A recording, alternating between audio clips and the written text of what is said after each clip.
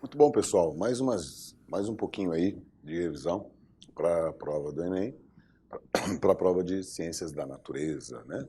Então, vamos lá, na parte de Biologia, obviamente, né? Então, em termos de Zoologia, Trico, o que pode cair? Vamos lá, então. Em termos de Zoologia, cuidado com os grandes grupos animais e com o processo de evolução deles, tá? Então, quando você pega lá, primeiro grupo animal que surge no nosso planeta, né? Nós temos os grandes filos. O primeiro grande filo, né, o primeiro filo que surge aí de animais, é o filo dos poríferos. Os poríferos, quem são? As esponjas, né? E não é o Bob Esponja, tá, pessoal? O Bob Esponja é uma esponja de cozinha, não é uma esponja animal. Então, olha só. As esponjas são animais extremamente primitivos, tá? É o primeiro grupo animal, são animais aquáticos, né? São animais que não têm nenhuma grande estrutura importante, assim, tá? As esponjas, elas têm um corpo muito primitivo, tá? Tudo bem? Então elas vão apresentar, elas possuem um corpo, aqui vai estar, aqui é cheio de espículas, as espículas de calcário, de sílica ou de espongina, que é uma proteína, sustentam o corpo do animal, que é fixo. Ele vive fixo ao ambiente, ao fundo da água, tá? Principalmente no mar, tá certo? Então, a maioria das esponjas é marinha, tá? Mas existem esponjas de água doce também. Mas não tem nenhum grande, não tem nenhum grande sistema, nenhum grande, nada de importante em termos de sistemas no organismo desses animais. Esses animais têm o corpo cheio de poros, daí o nome porífero. Tá? A água circula pelo corpo deles, a água entra pelos poros, tá certo? A água vai entrar pelos poros, vai passar aqui por dentro do corpo deles, que aqui tem um espaço chamado de espongiocele, e sai aqui por cima, por essa parte aqui, tá? Chamada de ósculo. Tá? Então ela entra pelo poro, passa pelo átrio ou espongiocele e sai pelo ósculo. Conforme a água vai passando aqui, eles vão recolhendo alimentos, vão retirando oxigênio da água, vão pegando partículas alimentares que vão sendo digeridas, tá? Esses animais só têm digestão intracelular, tá? Então eles não têm nenhum sistema desenvolvido, não tem sistema respiratório digestivo, não tem nada disso, tá certo? Então é um grupo muito primitivo, mas importante do ponto de vista evolutivo, porque assim, os animais estão evoluindo, tá? Em termos de evolução, quer dizer, eles ficam meio à parte no processo evolutivo, tá? Aí vem um próximo filo, um próximo grupo animal, que é o grupo dos quinidários ou selenterados. Quinidários ou selenterados.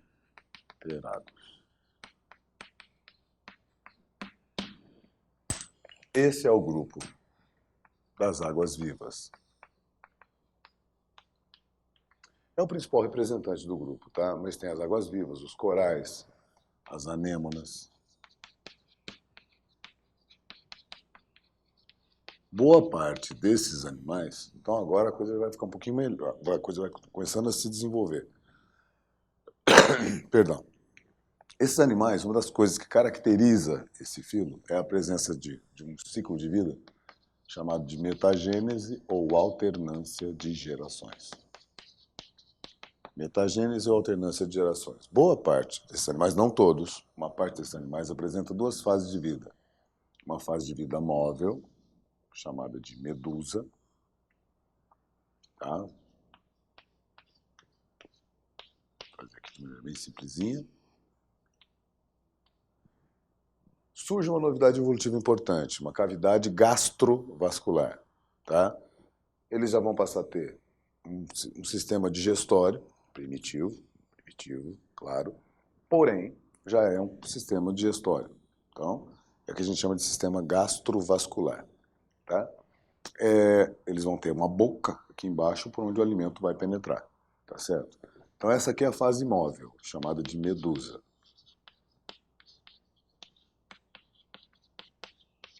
Ela apresenta tentáculos e nesses tentáculos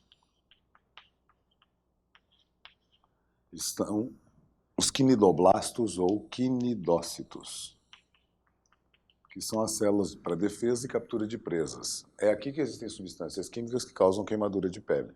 Tá? Então você está na praia, você encosta aqui nos tentáculos de uma medusa, você vai sofrer uma queimadura de pele, porque ela libera substâncias químicas que servem, para o caso delas, não só para defesa, mas também como para capturar presas, tá? Tudo bem? É. Aí o que acontece? Elas fazem reprodução sexuada, ou seja, produzem gametas, e esses gametas vão se fundir, vão formar um zigoto, vão formar uma larva. Essa larva vai se fixar e vai dar origem ao pólipo. Pólipo é a fase fixa de vida. O pólipo também apresenta tentáculos, tá? Vai estar a boca dele aqui, ó. Então, o pólipo é a fase fixa de vida, tá? É fixo. Esse pólipo, por reprodução assexuada, pode ser por brotamento, pode ser por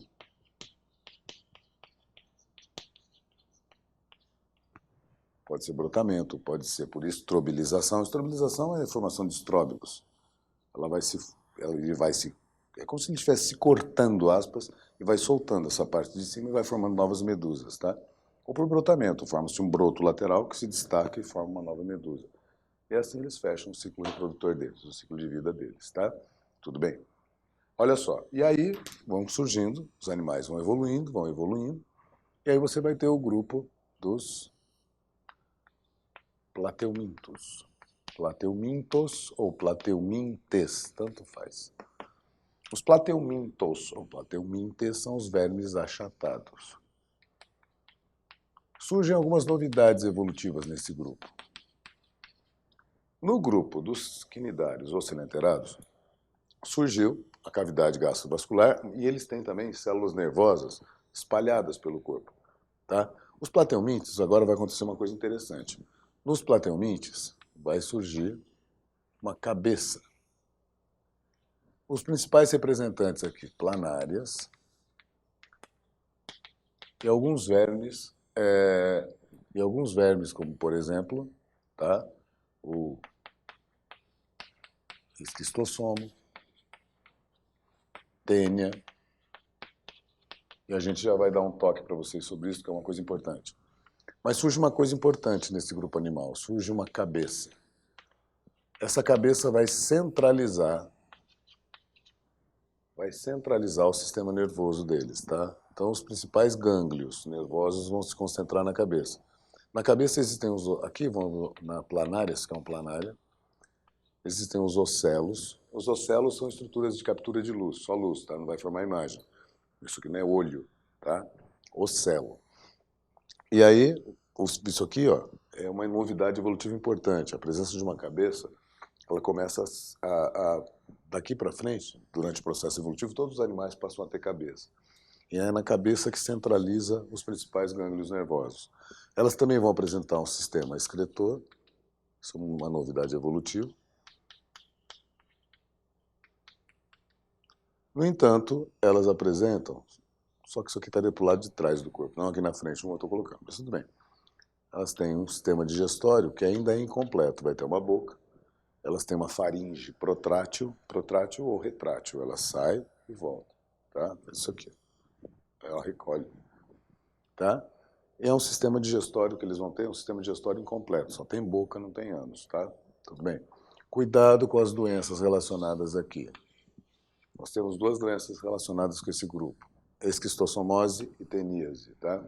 Na esquistossomose, você tem um verme chamado de Schistosoma manzoni,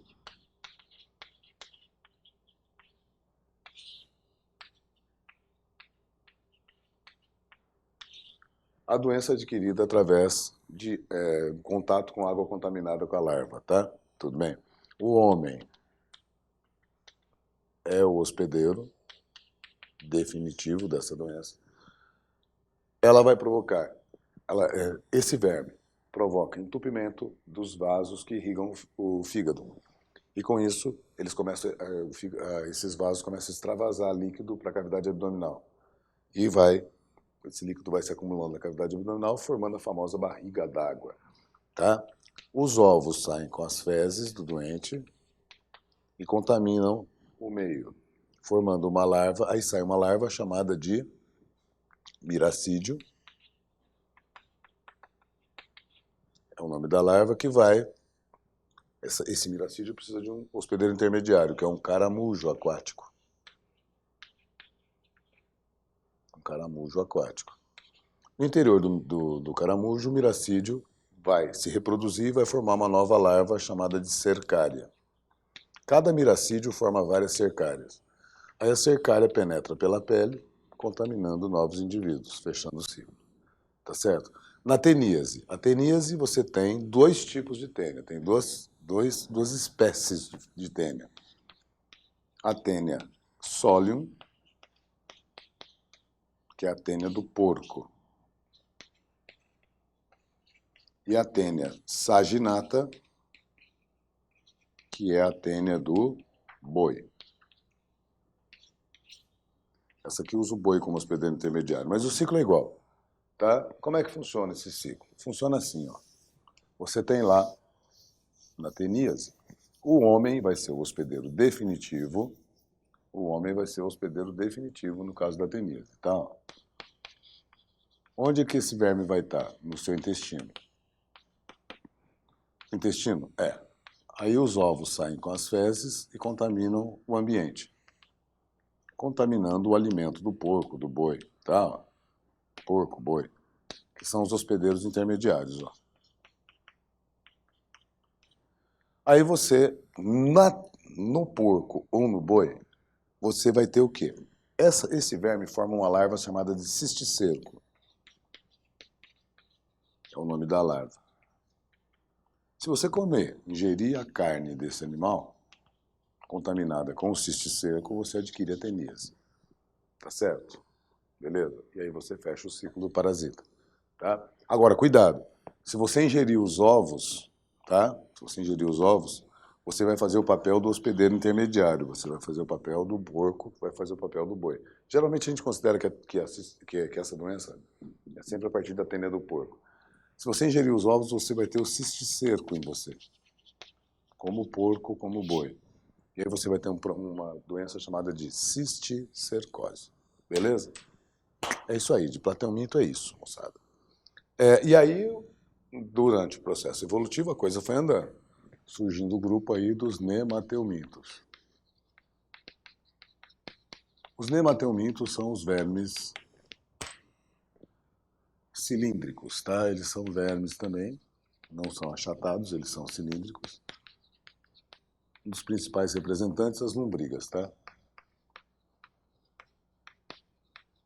Novidades evolutivas. Surge um sistema digestório completo, tá? Ocorre o surgimento aqui de um sistema digestório completo com boca e ânus. É uma grande novidade evolutiva isso aqui. Muito bom. Cuidado com as doenças relacionadas com esse grupo aqui, tá? Tudo bem?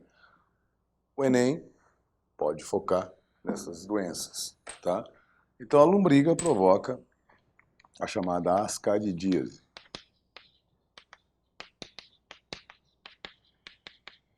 É que o nome oficial da lombriga é Ascaris lumbricoides. Ascaris lumbricoides, tá?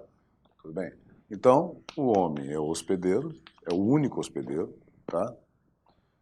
Como é que você pode adquirir essa doença? Os ovos saem com as fezes, contaminando o ambiente. Pode contaminar água, alimento, tá? Ao ingerir esses ovos, você fecha o ciclo. Uma outra doença que é importante aqui é o amarelão. O amarelão é clássico, a doença que ficou famosa por causa do Jeca Tatu, que é o personagem do Monteiro Lobato, tá? Que tinha essa doença.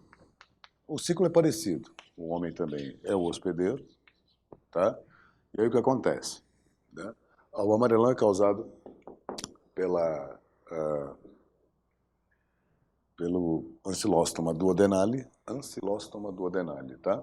Tudo bem? E pelo Necator americanus. Ah, é? Nossa, uma mão, hein? Os ovos saem com as fezes, contaminando o ambiente. Só que aqui, no ambiente, solo úmido, vão se desenvolver as larvas. As larvas penetram pela pele. Então, você andar descalço nesse local, tá? Mexer na terra úmida, você adquire. E aí fecha o ciclo do parasita. O que essas duas doenças têm em comum? Os vermes fazem o que a gente chama de ciclo pulmonar.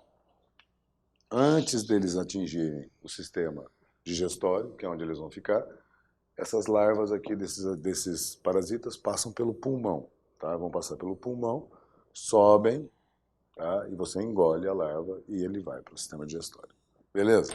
É o que é comum a essas duas doenças, tá certo? No próximo grupo, agora as doenças relacionadas com os animais, a gente fecha aqui, tá? Essas são as doenças mais importantes para você se lembrar, tá na hora da prova. Aí a evolução continua, surgem os anelídeos, minhocas, sanguessugas.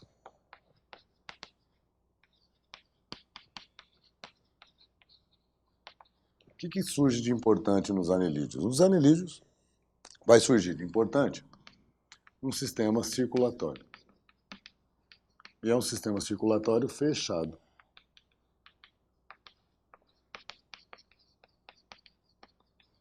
É um sistema circulatório fechado. Inclusive, nas minhocas, nas sanguessugas, você vai ter a presença de hemoglobina, tá? Que vai fazer transporte de oxigênio. Tá? Não vai ter hemácia, evidentemente, não vai ter glóbulo vermelho, mas vai ter hemoglobina nesse sangue desses animais, tá? Tudo bem? Então, esses animais, eles vão. Não existe nenhuma grande doença relacionada com esse filo, tá? Então, você só se preocupa com as novidades evolutivas em relação aos outros animais. O corpo deles é dividido em metâmeros, ou segmentos, ou anéis, por isso o nome é anelídeo, tá certo? Beleza? Então, repare que a evolução está acontecendo, né? Existe muita polêmica sobre quem teria surgido primeiro, se anelídeos ou moluscos, tá? Os moluscos são animais de corpo mole, como, por exemplo, a gente pode citar aqui caramujos, tá? A gente pode citar aqui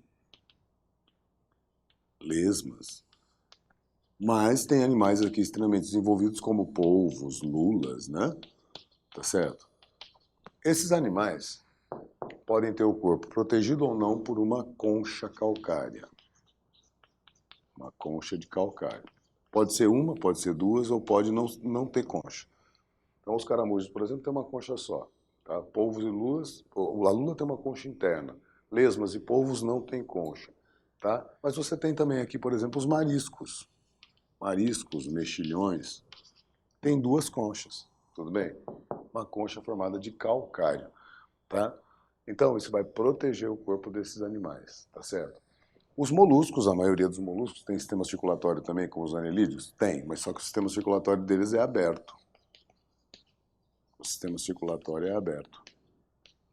O sangue não fica só passando por vasos sanguíneos, tá? Ele cai nas cavidades do corpo e depois retorna aos vasos, tá? Tudo bem? E aí, durante o decorrer da evolução, surgem os artrópodes, que é o maior filo dentro do reino animal, os artrópodes.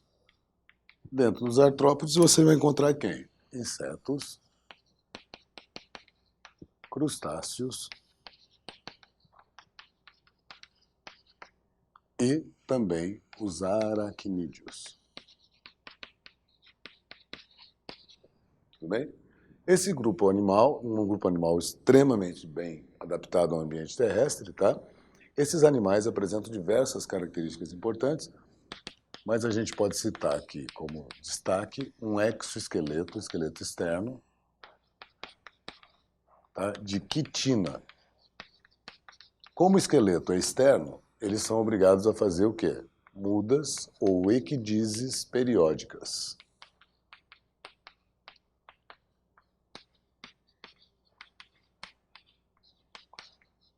Eles vão ocupando diversos ambientes, tá certo?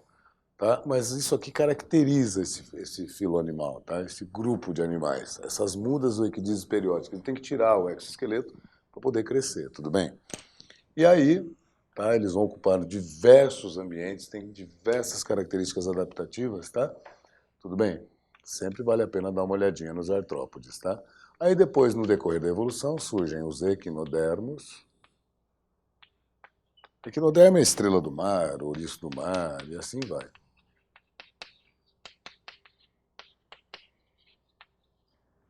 Os equinodermos, eles vão apresentar um sistema que é próprio deles, que é o sistema ambulacral ou hidrovascular, que é um sistema que vai distribuir a água por todo o corpo deles. Desculpa. A água vai entrar pela parte de cima do corpo e vai sair pela parte de baixo, tá? Isso aqui ajuda no seu deslocamento, isso aqui ajuda na sua fixação e assim por diante, tá? E, claro, o principal grupo não, né? Coitados dos outros, né? E aí surgem os cordados no processo evolutivo. Os cordados, tá? Eles apresentam algumas características que são exclusivas do grupo, tá? Quais são as características exclusivas do grupo? Presença de notocorda.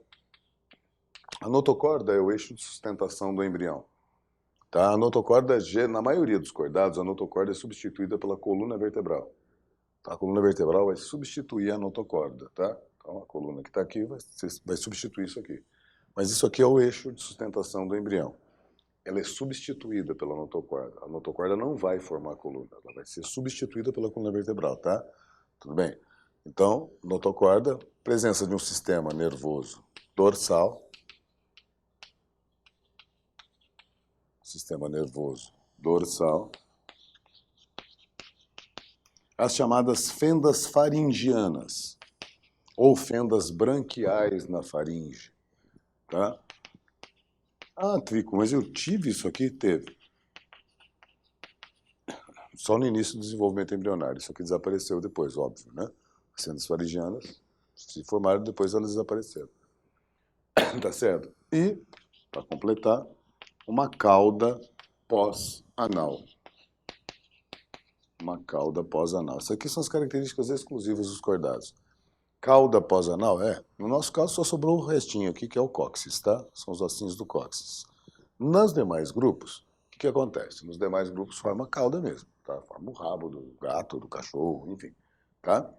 Tudo bem. Quais são os principais representantes aqui dos cordados? Os principais representantes, com certeza, são os vertebrados. Vertebrados que incluem grandes grupos de animais, como, por exemplo, anfíbios, sapos, rãs, pererecas, tá certo? Eu esqueci dos peixes, né? Não esqueci dos peixes, pô, pelo amor de Deus. Os peixes, né? Vamos colocar na escala evolutiva aí. Os anfíbios, sapos, rãs e coisas do tipo, né? Como eu falei para vocês. Peixes anfíbios, depois surgem quem? Os répteis, as aves e os mamíferos.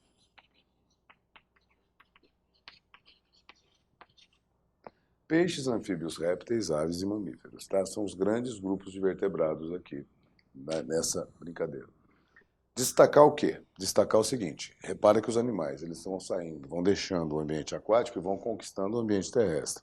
O primeiro grupo a se tornar, tá, a conquistar em definitivo o ambiente terrestre é o grupo dos répteis.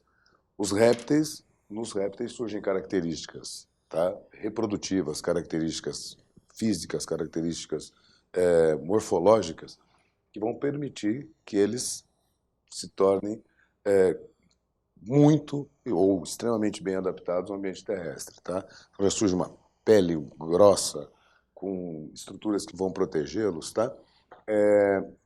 Surge um ovo, tá? Protegido por uma casca rígida, tá certo? surgem anexos embrionários que permitem o desenvolvimento do embrião dentro desse ovo, com essa casca de calcário rígida, tá certo? Isso faz com que esses animais conquistem, em definitivo, o ambiente terrestre, tá certo?